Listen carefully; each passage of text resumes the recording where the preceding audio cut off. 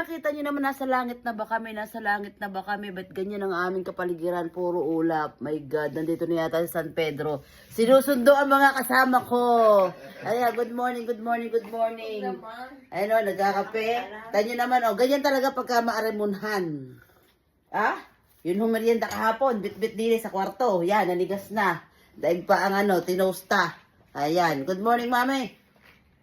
Good morning, everyone. I love you. Wow, kita nyo naman, talaga naman, sexy. Si Lolo.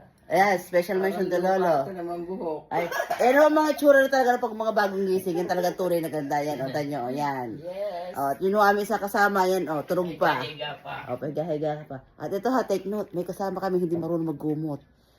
Tulog pa ha, si attorney, tinan nyo naman. Hindi nagkukumot, pero yun pa nakasuot sa unan. Tulog pa kayo, kaya maingay. Different yun, different.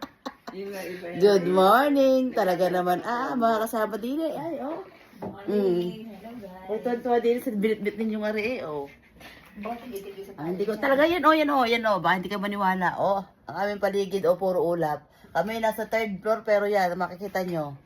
Mario, yun na nga, may liwanag na, para may sinusundo na tayo, yun, sa dulo.